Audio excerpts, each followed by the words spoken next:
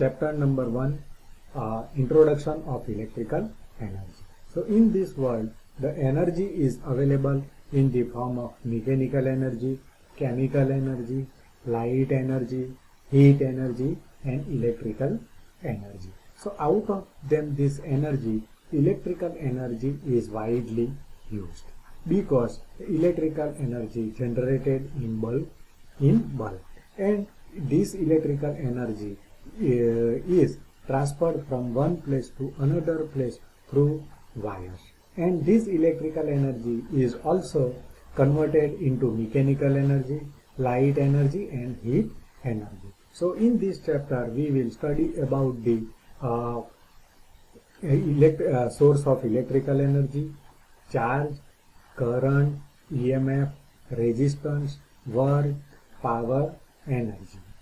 So first let me see what is electric charge. So one Greek scientist was found that when the rod of ebonite is rubbed with the woolen cloth, or in second case the glass rod is rubbed with the silk cloth. Now in the both cases, the end of rod, which attracts the thin paper waste, dust particles, and the dried leaves. That means when two different materials are rubbed with each other, electric charge induced on it. So there are two types of charges: positive electric charge, second negative electric charge. Now this electric charge is represented by capital Q and small q, and its unit is coulomb, and this unit is represented by capital C. Let me see atom and its structure.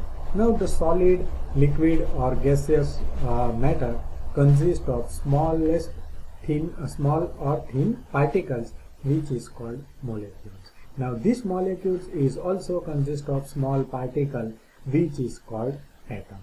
Now as shown in this figure, the central part of this atom is called nucleus, and protons and neutrons are available in this central part, which is called nucleus.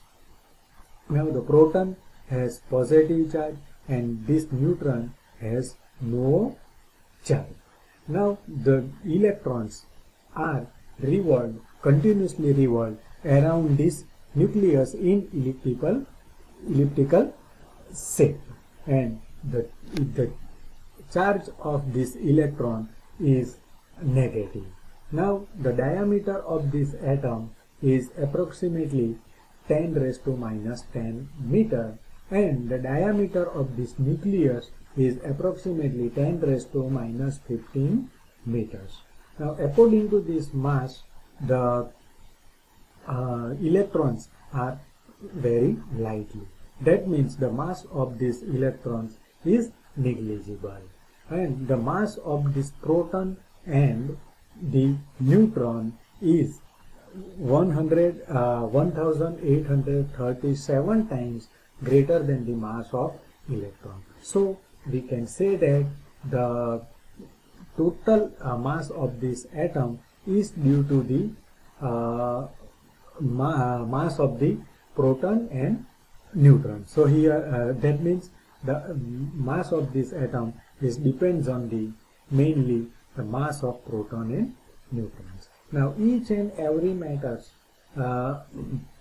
having same number of atoms, but the arrangement of this proton, neutron, and electrons are different in different matter.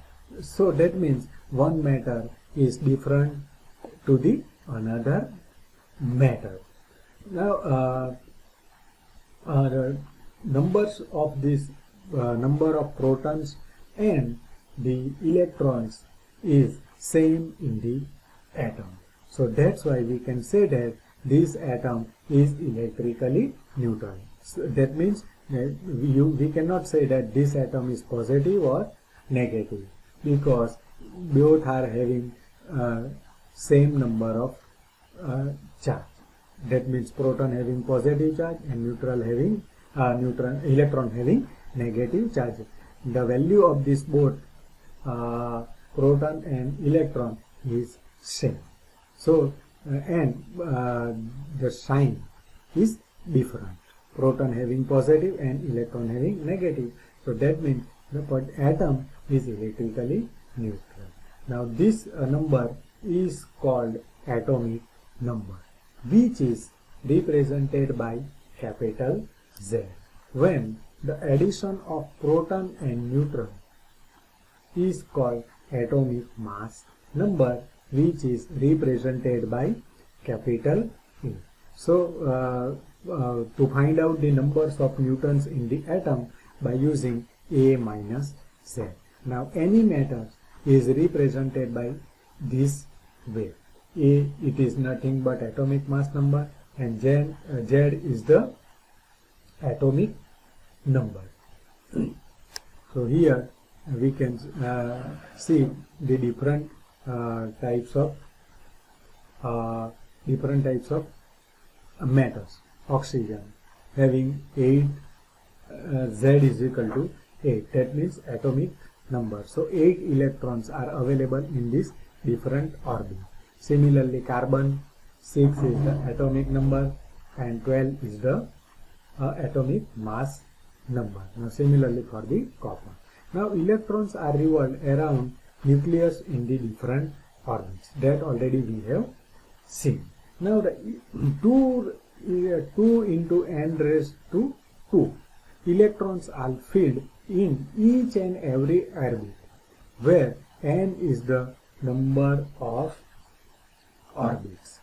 So according to this rules, 2 into n raised to 2 in inner orbit is filled 2 electrons.